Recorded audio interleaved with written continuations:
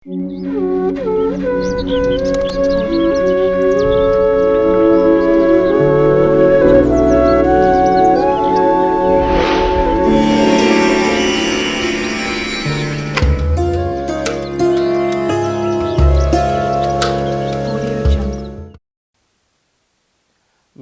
వారికి డిసెంబర్ నెలలో ద్వితీయార్థం అనగా 16వ తారీఖు నుంచి 31వ తారీఖు వరకు ఆంగ్ల సంవత్సరానికి వీడుకోలు పలుకుతూ కొత్త సంవత్సరానికి స్వాగతం పలుకుతూ ఎలాంటి విధి పాటించడం వలన యోగం కలుగుతుందో ఈ వీడియోలో తెలుసుకుందాం. మేషరాశిలో ఏ నక్షత్రాలు వస్తాయనగా అశ్విని నక్షత్రంలోని 4 పాదాలు, భరణి నక్షత్రంలోని 4 పాదాలు, కృత్తికా నక్షత్రంలోని 1 పాదం కలిపితే మేషరాశి అవుతుంది. చాలామందికి పుట్టినటువంటి కాల సమయంలో డేటా బర్తులు లేనటువంటి వారికి పేరు యొక్క మొదటి అక్షరాన్ని అనుసరిస్తూ ఆ రాశిని తెలుసుకునే ప్రయత్నం చేద్దాం. చూ, చే, చో, లా, లీ, లు, లే, లో, ఆ అక్షరాల వారందరూ మేషరాశి జాతకులే. మేషరాశి యొక్క అధిపతి కుజ భగవానుడు.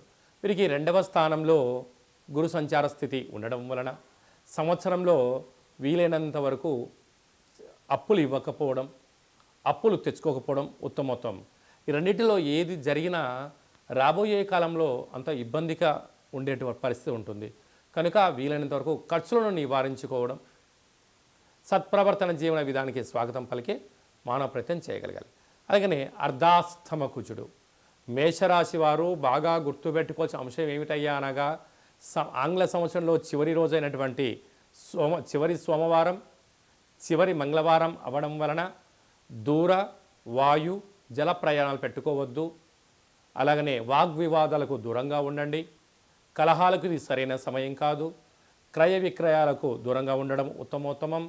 అదే కాకుండా పెద్దవారు కానీ తల్లిదండ్రులు కానీ మీ క్షేమాన్ని గురించి ఎవరైనా చెప్పినట్లయితే వినే మానవ ప్రయత్నం చేయండి. అనేక రకాల స్టేషన్లు, గొడవలు, పంచాయతీలు, ప్రమాదాలను నివారించడానికి అనేక రకాల అవకాశాలు ఉన్నాయి. లేకపోతే అనంతమైనటువంటి అష్టకష్టాలకు మీకు మీరే కొని తెచ్చుకునే పరిస్థితి గోచరిస్తుంది అర్ధాష్టమ కుజుడి యొక్క ప్రభావం కారణం వలన.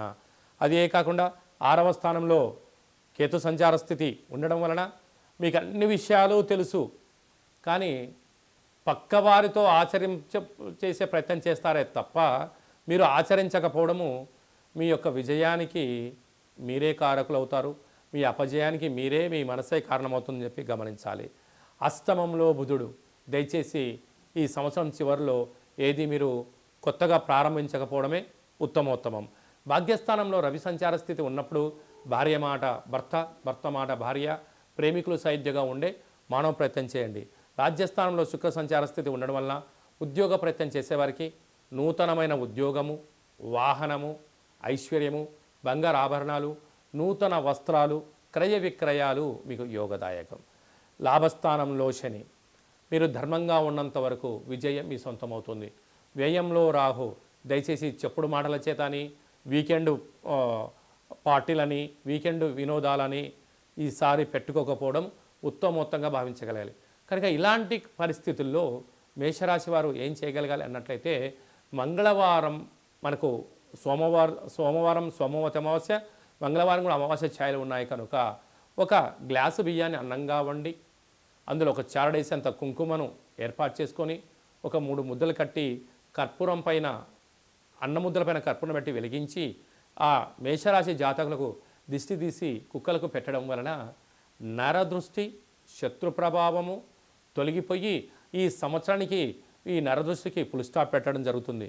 కనుక ఈ చిన్న విధి విధానాన్ని పాటిద్దాం, నూతన సంవత్సరానికి స్వాగతం పలుకుదామని చెప్పి గమనించాలి. అలా కుదరలేదు, ఎలా ఏం చేసుకోవాలి అన్నట్లయితే ఈ కింది నెంబర్ సంప్రదించినట్లయితే మీకు వాట్సాప్ కాల్ ద్వారా పూజా కార్యక్రమం చేసుకునే విధానాన్ని తెలియజేయడం జరుగుతుంది.